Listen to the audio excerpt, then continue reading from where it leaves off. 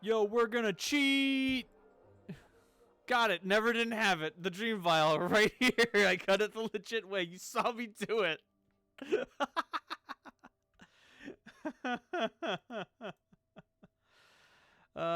Forgive me. Yeah, the apothecary's not supposed to disappear, but he did. So, I have the item now. I have the dream vial. Yeah, you just go to the apothecary. If you do it before you separate him, he can do it. And then you get XP for separating him, so, hey. There's a way around this if I had done things in the proper order, but I didn't. So, cheating is happening. Cheating has happened. Hey. What if I just dropped this fucking high-quality stiletto? Just threw it on the ground. It will represent your ability forever. Fucking throw it in the dumpster. Fuck it. Let's double dip. Let's triple dip. I don't give a fuck. I'm gonna go find the dream machine, use it, and then go to Ravel's realm and fucking get my shit blasted. I don't give a fuck anymore. Fuck everything. The moral of the story, though, is I fucking win. Got it right here. Show me my dreams. My journal. The machine requires a birdcage adorned with razors fine wrought to mimic the destructive powers of dreams and their ability to capture our hearts and imaginations. Search in the siege tower for such a cage I have commissioned. How do I get in? You've proven yourself to be resourceful. Find it yourself. Alright, fair enough. Well, I know how to get into the siege tower, so I imagine I just tell Coax Metal what I want, and he'll just make it happen. Oh, hey, could somebody... You know what? Ignis, hold my fucking metalworking shit. God, he's stronger than me, and it makes me depressed and a little scared. Oh, the Blade of the Immortal is another one of those things that's just never gonna leave my person. I'm not dropping that fucking thing.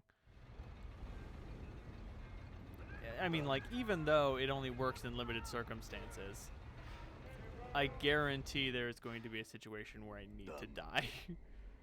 And so long as I am in a body separated from all of the planes, I can be like, well, not today.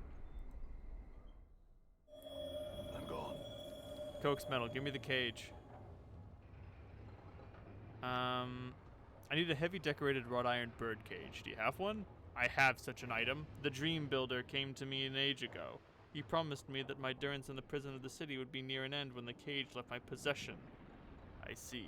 Can I have it? Updated my yes. journal. Take this cage and lay waste to those who create such cages.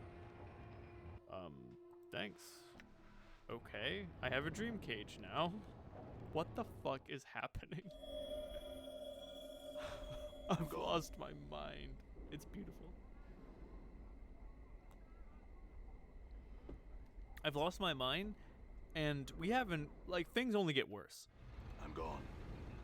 Oh yeah, heads up, this is just another instance of something that I have that the Nameless One has created that the Nameless One is running into. It's all the Nameless One. It's all the Nameless One all the way down. Everyone. Everything. A cage. How prosaic. Got it right here. Now give me my dreams. My journal. I need a pillow that is laying inside a coffin. It will stimulate a sleep so profound that you may as well be dead. It opens your mind to the emanations of the Dream Builder. It is, if I say so myself, a touch of inspiration on my part. Well, I know the guy who's in charge of the mortuary. He's probably got a grave pillow that I can use. Done. Otherwise, I can go to the Dead Nations. Although it seems like in a conscientious fashion, I'm gone. none of the quests take you very far from like where you get them. I mean, it might feel a little contrived, but I don't know. I like it more than the alternative, which is like going halfway around the world looking for something. Questions. I need to buy a coffin pillow. Ah, you are here to purchase then. I assure you, what I do is a labor of love. The real value of my profession is in the building of the coffin, and doing it well. It's an act of perfectly ordered creation. Every piece must fit just so for the betterment of the whole. It is much like a metaphor for the harmonium philosophy. We create order, and it is beauty. I just need a pillow.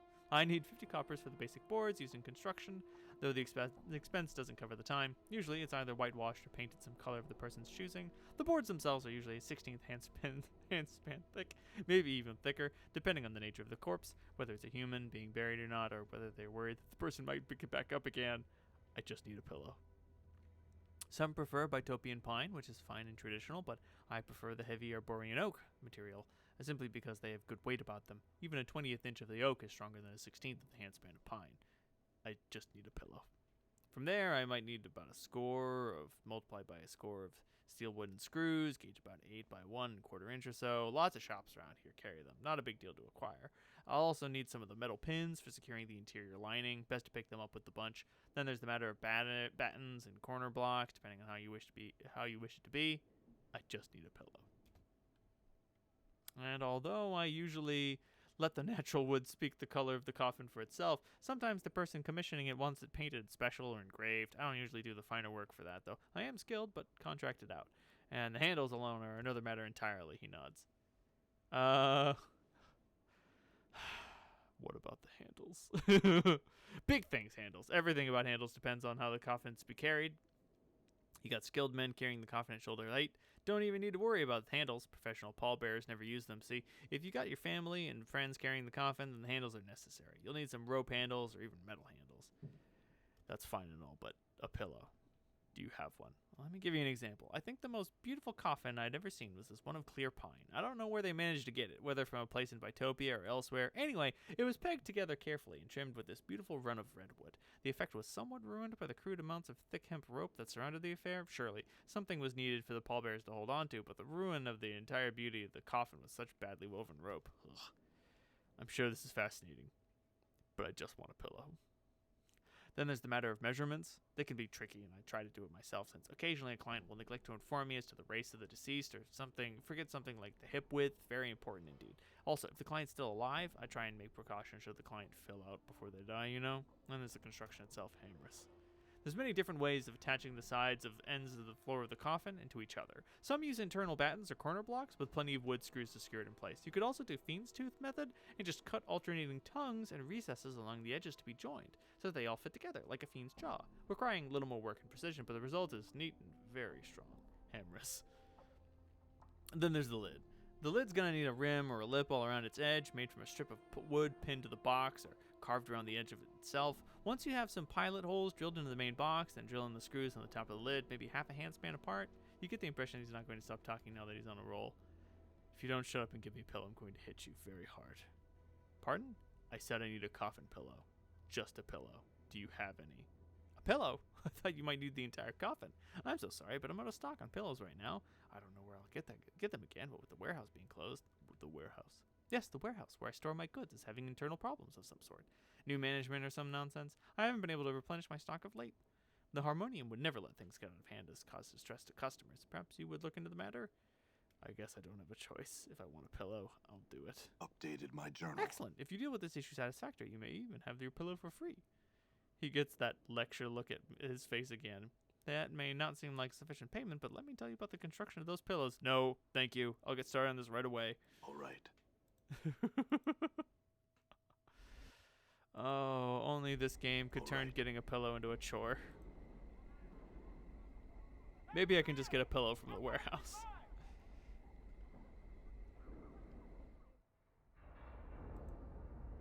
Vault of the Ninth World. I'm gone.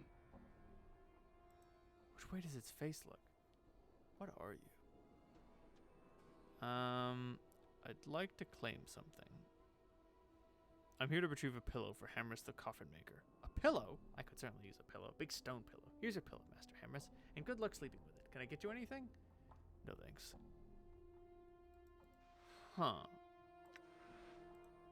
That was easier than I expected it to be. Although I'm not sure if it should be lighter than the birdcage, you know?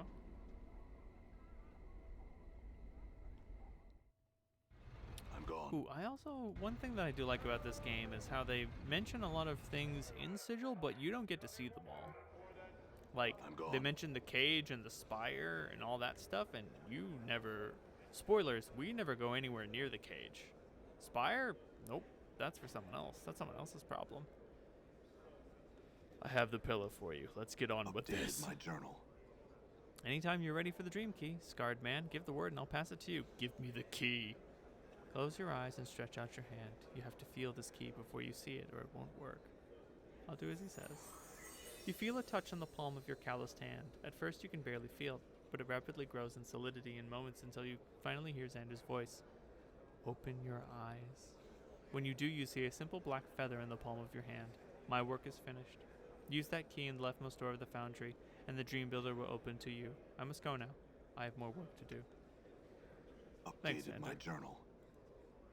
Oh yes. Oh yes. It's coming. Oh Lord, it's coming. I can feel it. I feel it. Oh, the armory? I don't care about the armory. That sounds like someone else's job. Maybe someone who uses weapons? That's not me. Okay, we lost the feather. Dream Builder. You find yourself standing under a hangman's noose. A gravelly voice cackles on the darkness. You dream? Again? Again? Your body seems strangely light and airy, like you've lost control of it, like the winds blow you where they will. Yes. You find yourself floating through a maze of twisted plants and black barbs that tear into your insubstantial body. Creatures of the nightmare pull themselves from the ground and walls and rip at your flesh. Their furious attack drives you into unconsciousness. Oh, that seems fine. Oh, I don't like the looks of any of this. You're standing in front of a tower of skulls that babbles at you, but you can't understand the words. A clattering behind you distracts you, and you see a battalion of fiends rushing.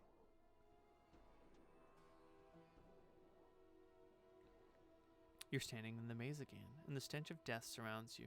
You know you've killed all of them. The cackling voice breaks in once again. Oh, my pretty little puzzle, you've killed these and so many more that I've lost count of them all. You're stricken mute and cannot reply. Come to me, my poppet. Come to revel in her black barbed maze. Come, dream with me. I'm gone. Huh. Maybe the truth of what I'm looking for is in the armory. Oh well. I remember joining the Godsmen. I thought the Dream Binder was their secret project, but I guess not. I'm gone. Because I remember the vision of what I saw might have been in the armory. And what it was like a thing that allowed me to see like Alright. anywhere in the cosmos all at once. So something similar, vaguely Alright. similar, but obviously very different. I have a dream to share.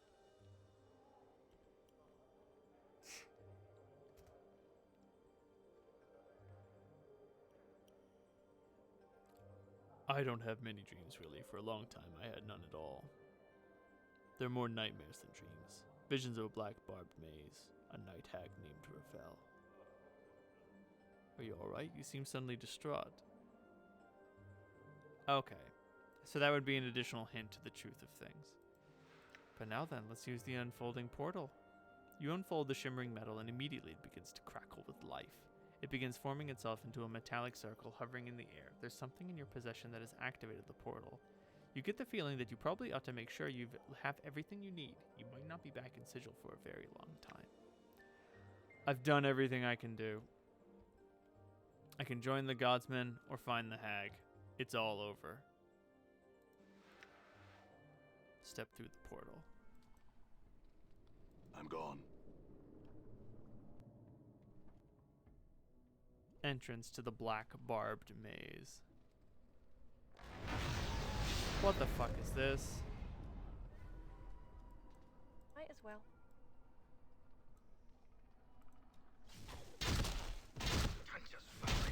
It's been so long since we like fought something. Done.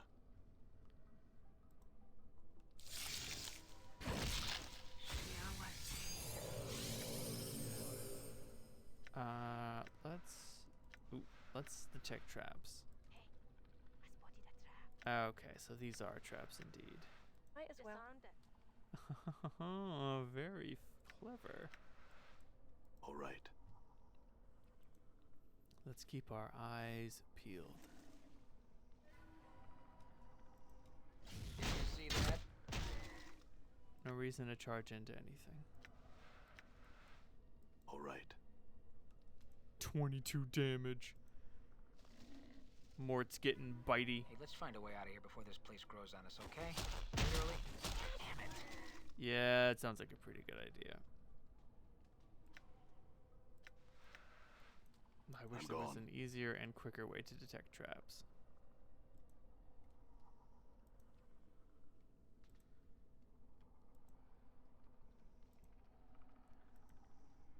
Here's hoping they had the good sense and the decent mercy to make it so the oh, holy shit.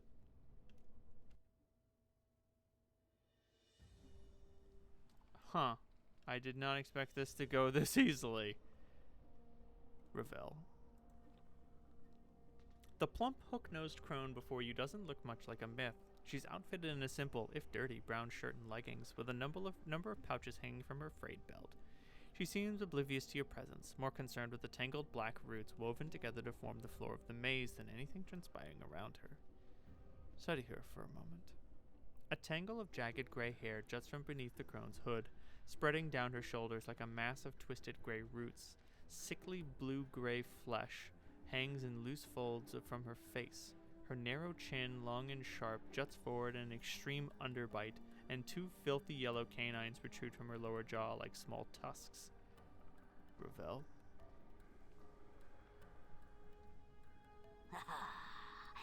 Visitors. The crone's voice is thick and scratchy, as if trying to force its way past layers of dust. Her eyes are a dull, bloody red, with black veins running through them like tree branches. As she gazes at you, a strange crawling sensation passes through you, like snakes burrowing beneath your skin. Greetings, Ravel. Well, now, my pretty thing. Have you returned at last? You were gone so long. I feared you forgot poor, lonely Ravel. I'm sorry, Raval. I kind of like Ravel more, though. I did forget, for a time, but now I have returned. Have you? But what has returned? She squints at you with her black-veined eyes and hisses softly, "Let Ravel see how you've fared in this life." She reaches out, as if to caress you, and you suddenly notice her fingers are talons, each fingernail filthy and wickedly sharp. Let her touch you. Her ragged talons trace their way across your skin, and in their wake you feel the same strange tingling sensation you felt when Ravel first looked at you. Her eyes dim somewhat, and her talons glide gently along the contours of your face, lingering on your scars. Wait. Ravel's fingers withdraw, and she looks at you sadly. "Oh, sad, sad, broken half-thing, all a pieces." She squints at you again. "No longer the one Ravel knew, are you? Are you still a broken after all this sad, sad time?" "Broken? What do you mean?" "A body you possess, but a body of knowledge you do not?" She points her ragged talon at your chest, your scars. "Many and such scars you have, all scrawled on your skin. Many tales does your skin tell." "What tales does my skin tell?" "Your scars and tattoos shout to me. Here is a man in confrontation with the world." Ravel makes a crooning noise, not unlike a dying bird. Yes, such tales as would shrivel even a hag's ears. "Tell me these tales. I would know them." "The tales are many. They echo of balance imbalanced, trials of war, battles with fiendish elements, and a creature that feeds on others from afar to sustain itself, and of torment. Such torments flesh has never known. Balance imbalanced. Divided in two you were, when your mortality was peeled from you. No longer balanced, much broken in the separation. Both a blessing and a mistake, but more mistake than blessing, Ravel thinks. "You took my mortality? How?" "Forgotten the how of it I have. Have I?" Ravel's gaze dims for a moment, the black veins swimming in her eyes. "And even if I had mentioned it, I would never do it twice. Not forgotten the moment, have I? After the break, seeing the pain stream from your veins, your cries like a wailing child, every bit of your being filled with emptiness. Terrible. Even for these eyes. So that's why I feel hollow inside. Because my mortality is gone.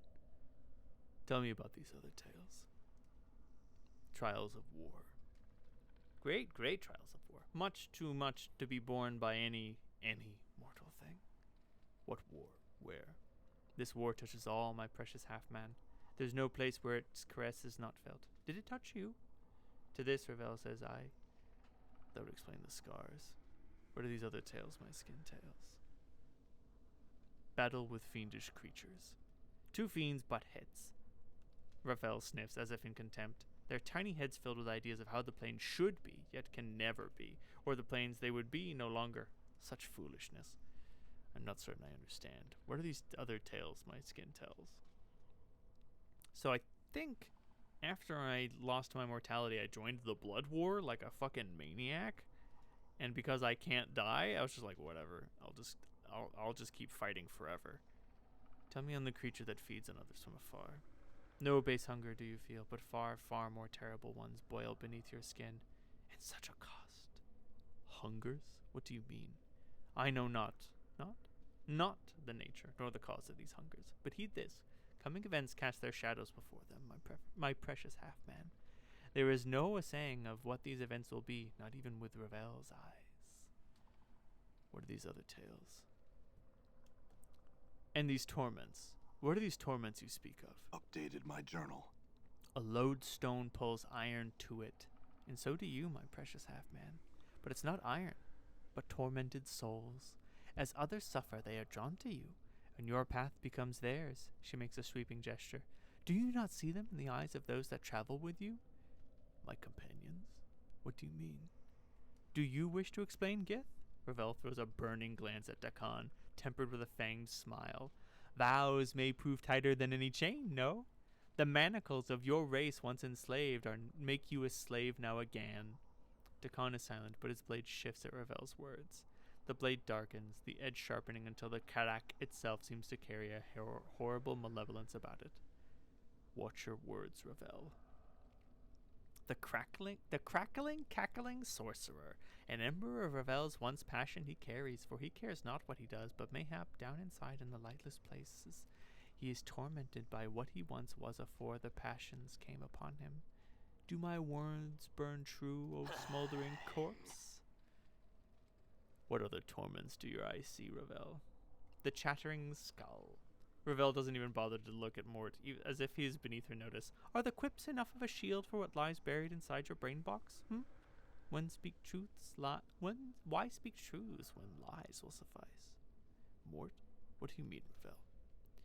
The abyssal temptress. Ravel sneers, her yellowed fangs piercing her purpled lips as she squints at fall from grace. A skin so fair, lips so rich, eyes that might cause you to forget Ravel herself. And yet she suffers more than any other. When one turns on their nature, many are the torments that arise from such a betrayal. Ravel, I have come to terms with my... You lie, succubus. You lie. You can lie to them, but don't lie to me. When your heart is a book to me, every word you spit screams of your distress. Have a care with your words, Ravel. Enough of this. Ah, but look upon the feisty tiefling, such a fiery hair and voice. Shall I speak of your torment, tiefling? Anna seems paralyzed, her eyes wide, as Ravel turns her black-veined gaze to her. You can see her trembling. Watch her heart beat fast. No, I shall not speak of it. Ravel's voice drops almost in exhaustion, and the smile fades from her face. I've grown tired of cruelties and torments, Ravel has. The world is a jagged enough place. She turns to you, her bloody eyes dimmed in sighs.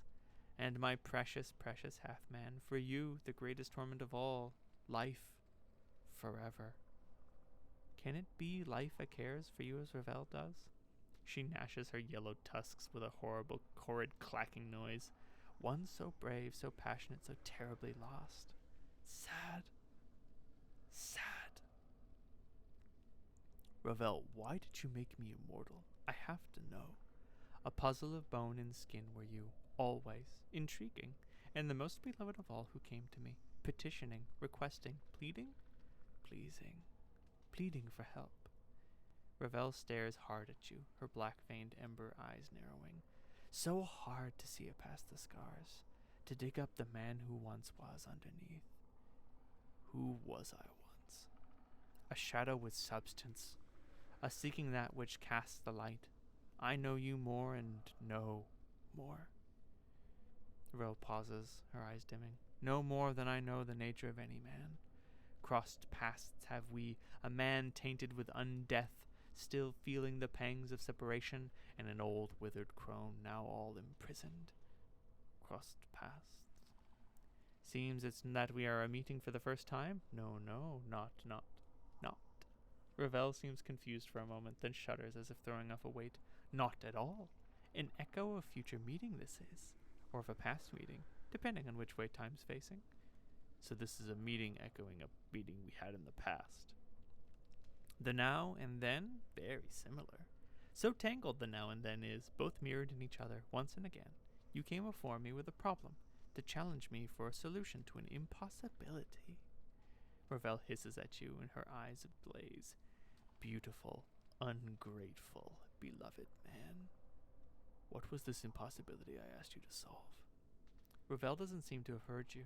She still seems to be in the past, her eyes dim, as if looking away. Such fire in your eyes, enough to stir a grey lady's heart. Passion to be free, but when freed, the fire in your eyes guttered out. With the separation, your life had shed all meaning, I fear. Ravel smiles with her yellowed fangs, then clicks them together as if laughing. Mayhap you should sit in your hind legs and limp your forepaws. Mayhap Ravel will give you another scrap of knowing. If begging will help me, bring me answers, then I will beg you, Ravel. Tell me what you know. I need your help in remembering what happened. Ah, a gentled heart now. Ravel's black-veined eyes glint, and the corner of her mouth twists upward like a snake. Has life softened you? One can only hope. Ravel, I have many questions I need to ask. One more question do you have? Oh, more questions do you have? Ravel croons softly, but there's an edge to it, as if she's reprimanding you. You've already asked so many. Ravel's black-veined eyes take on a curious gleam. The time for my questions is now half-man. Very well, Ravel. Ask your questions.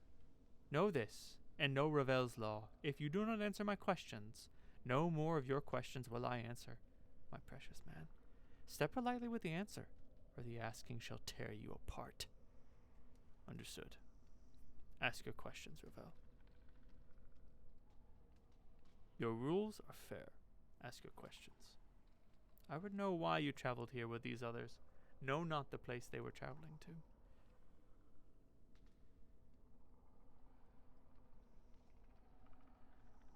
Gotta go with option one. They chose to walk this path with me. Chose?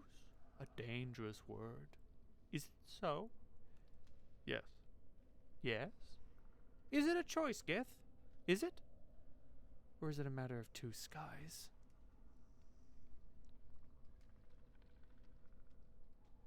Dakon's blade bleeds into a vicious dead black, and to your surprise the Karak edge silently splits into jagged fangs.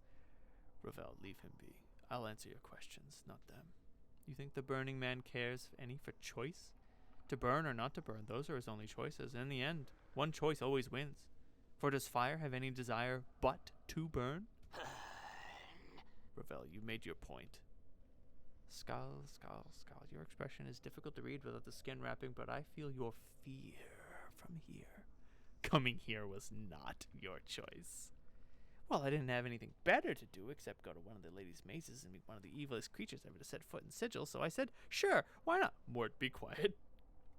Be quiet? Like the hells I will. I think we've listened to this crone rattler bone box enough. And now she's got some pair of stones saying I haven't got any skin, so what if I don't? Obviously, the fact she has skin has done wonders for her looks. Does she look like I like being naked all the time? Oh, and another thing. Mort, please stop. The succubus, did she have a choice? Mayhap in her smooth-skinned mind of soft silks and hard truths, maybe a choice, but no. If she's a sensate, she must experience. And to refuse to come, not a sensate would you be. No choice there. Ravel. The tiefling, the fiery one, no choice at all. When you feel instead of think, there's no room for making choices. Anna makes no response. Ravel's mere presence seems to have silenced her. Her tail has stopped flicking, however, and her eyes have lost their hard edge. What other questions do you have, Ravel? Shh, there'll be enough time for you to speak, my precious man. This question next. What do you feel for these that have come with you? Do they matter in your heart? Or are they tools for your will? They matter to me. Even the Gith. Speak what he means to you, and say it true, or blanketing my garden he will be.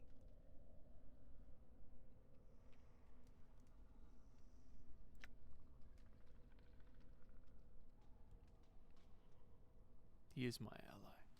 I know him. He's a friend. Ah. Does that surprise you? What of the skull? Surely he matters not to one such as you, or does he?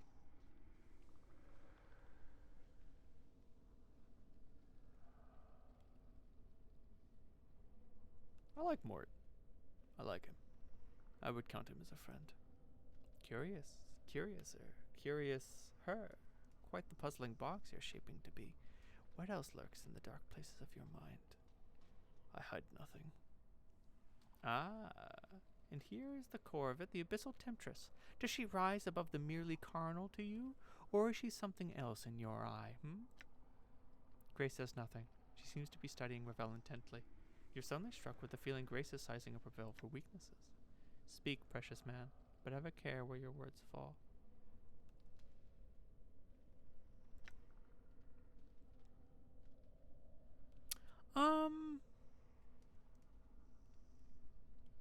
I don't know. Obviously, there's like a romantic choice to have here. Between Anna and Fall from Grace. Although, if the people who made this game weren't cowards, no, you can't romance Dakan. That'd be fucked up. Because he is like sworn himself to servitude to you forever. Like, it'd be fucked up. It would be taking advantage of him to romance him. So never mind. And romancing Ignis is not an option. The man is fire made manifest, and we're also responsible for all of his problems. But, I mean, between Anna and Fall from Grace, like, Anna is young and fiery, but she's also just, like, too young, you know what I mean? Like, as an immortal, it feels fucked up falling in love with this tiefling. Even, but amnesia, though. But that amnesia, though. Hey, here's an idea. What about both? Like, I'm reasonably attracted to both of them. Like, for the opposite reasons. Like, Anna is young and fiery and full of passion. She wants to, get stuck in and make mistakes and do stupid things, and sometimes that's very refreshing.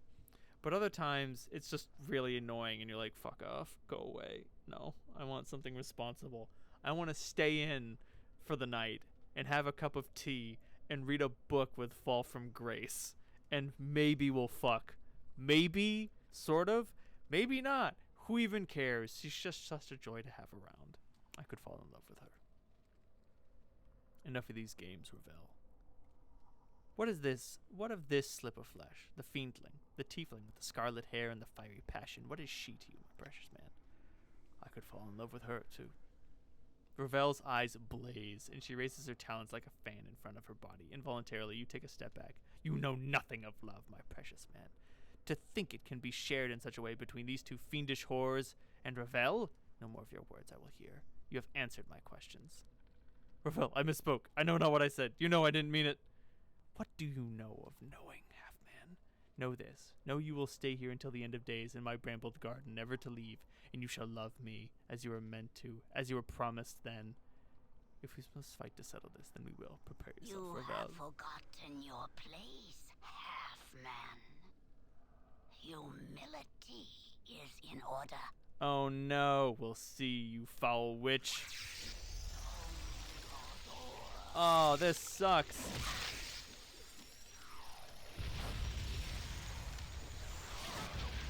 Oh, dear lord. What? Oh, we appear to be paralyzed. Except for Ignis. He doesn't give a fuck.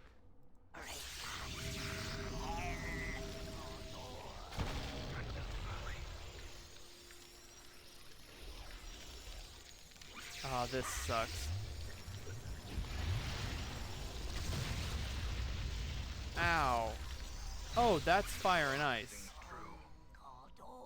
Oh, I need to be much more careful when casting fire and ice. Because that shit fucking kills me.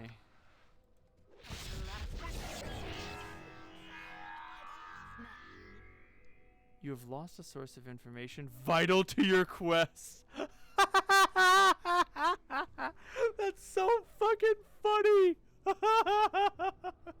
If you fuck up the conversation with Ravel, it just fucking boots you out and just like, no, you're too stupid. You're too stupid now. You don't know anything. Okay, alright. Let's not confess our love about Anna or Fall from Grace. Alright. Oh, fuck. This is the latest autosave. Oh, piss. Alright. I'll be back at the point in the conversation. Fuck.